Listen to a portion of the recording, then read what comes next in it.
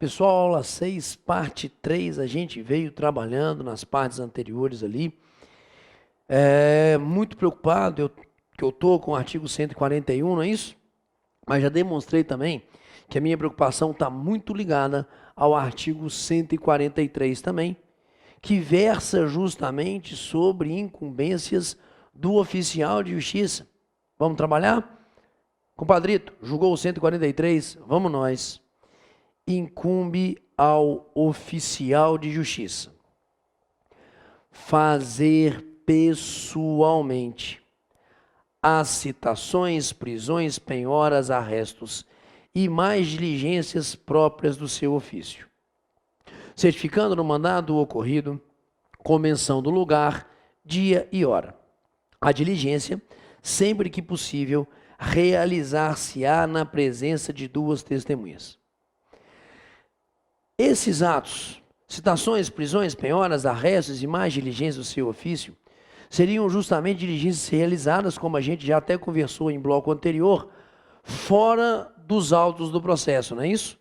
Já que é incumbência do oficial a prática desses atos externos que devem ali repercutir no mundo empírico, no mundo real. E o interessante é que destaca para mim, Gustavo, joga para mim o 143 e eu quero essa palavra marcada pelos senhores. Fazer pessoalmente as citações, prisões, penhoras, arrestos e por aí afora.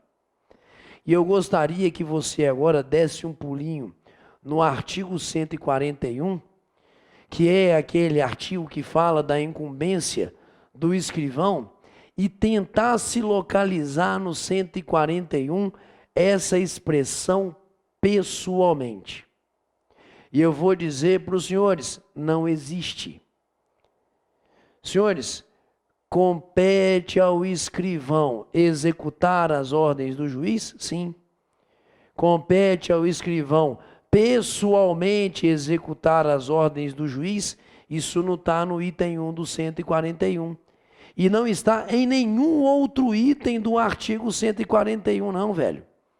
Porque o escrivão pode, na verdade, determinar que outrem realize ali o seu ato. Lembra da presente às audiências? Mas podendo-se fazer, substituir por escrevente, juramentado, de preferência datilógrafo ou taquígrafo. Então, cuidado, porque quando eu usar a expressão pessoalmente, eu, enunciado, não estou pensando no escrivão, não. Eu estou pensando em quem, senhores? Eu estou pensando, jogou de novo para mim, Gustavo, 143. Eu estou pensando no pessoalmente, oficial de justiça. Fica a dica aí, como tem sido as nossas aulas, já que sempre a minha preocupação é a aprovação dos senhores, é o trabalho necessário e suficiente para a prova objetiva. Então, continua o 143, item 1. Fazer pessoalmente as citações, prisões, penhoras, arrestos e mais diligências próprias do seu ofício, certificando no mandado o ocorrido, mencionando sempre o que rolou na diligência, mencionando também o lugar, dia e hora, até mesmo sobre eventual pena de nulidade. Porque o cidadão oficial de justiça, ao cumprir o mandado, por exemplo, mandado de citação, a gente vai trabalhar isso no momento oportuno. O que a lei fala? Que ele deve fazer a leitura do mandado de citação para o réu, entregar a contrafé, que seria a cópia, colher a assinatura do réu. Então, ele deve justamente, na sua certidão, dizer todas as ocorrências. Que encontrei fulano no local tal, na hora tal, na data tal, não é isso? Porque a lei está exigindo lugar, dia e hora, na confecção ali da certidão do seu mandado enquanto oficial. Então, no dia tal, a tal hora, no local tal, encontrei o réu, citei, li para ele o mandado, entreguei a contrafé que aceitou ou que recusou, Solicitei que colocasse nota de ciente, assinatura que recusou ou a apôs aqui no mandado. Então, é incumbência do oficial, inclusive sob pena de nulidade. Então, senhores, 143, fazer pessoalmente, ok? Atos de citação, prisão, penhora, arresto e por aí afora. Que são esses atos externos do processo, são esses atos no mundo empírico. Tranquilo? Mencionando tudo o que ocorreu na diligência, além do local, dia e hora. E joga para mim a última parte do item 1 do 143. A diligência, sempre que possível, realizar-se-á na presença de duas testemunhas. Senhores, o oficial de justiça, na prática dos seus atos, é um cidadão que goza de uma presunção. Qual a presunção que ele, oficial de justiça, carrega? A presunção de veracidade nas suas certidões, nas suas manifestações. E em razão disso, o juiz toma como verdadeiro tudo aquilo que foi certificado pelo oficial de justiça. Então, se ele fala citei, é porque ali realmente o juiz vai ter a confiança, a convicção de que foi citado. Então, a função do oficial é pautada por essas situações muito delicadas, por essas situações onde aquilo que ele está certificando é tido como verdadeiro. Mas a presunção de veracidade das afirmações feitas pelo oficial de justiça não é, na verdade, uma presunção absoluta. É, na verdade, uma presunção relativa. Ela admite prova em contrário. Então, se o oficial certifica e dou fé que citei fulano, li o mandado, apresentei a ele a contrafé, recusou a receber e também recusou a lançar a sua nota de ciente, isso é ali uma presunção de que o ato foi realizado. Mas pode esse réu fazer prova de que o oficial de justiça nunca teve perante ele, que o oficial de justiça não o localizou para realizar o ato de citação e que ele estava agindo então de forma dolosa ou culposa, até de forma dolosa para prejudicar esse réu.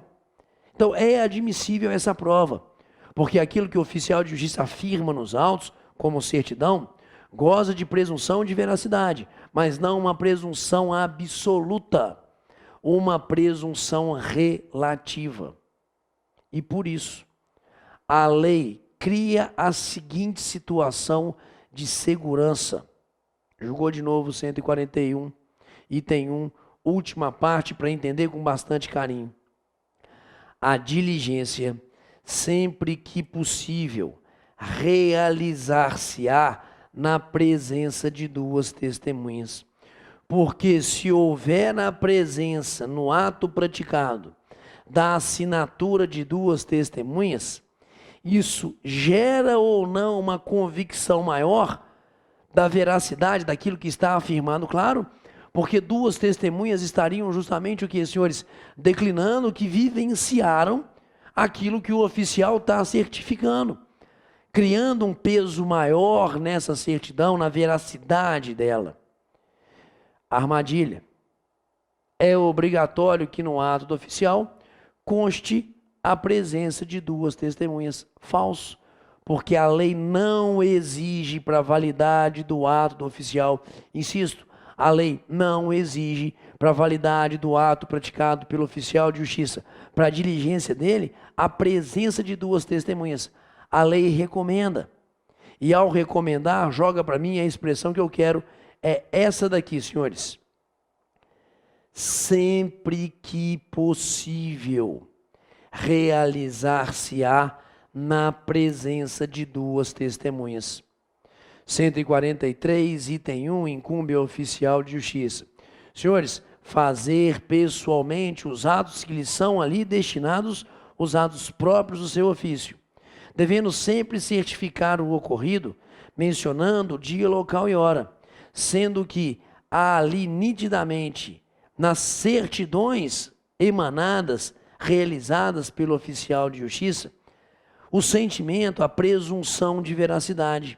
E por isso a lei fala que Preferencialmente, as diligências do oficial hão de ser realizadas na presença de 2 testemunhas, mas apenas sempre que possível, não sendo obrigatório a presença dessas 2 testemunhas para a validade do ato. Você que vai fazer a prova aí, viu a importância desse 143 item 1? Viu a importância do trabalho que eu estou tentando realizar com vocês, que é de dissecar, que é espremer o artigo e preparar os senhores para a prova objetiva? Não dá para fazer um curso de atos de ofício, conhecimentos específicos, em poucas horas, senhores, porque a gente tem que espremer e levar vocês ao conhecimento e da forma como isso pode ser cobrado. É esse o nosso objetivo, a aprovação sua. Vamos trabalhar. Item 2 do 143, julgou lá.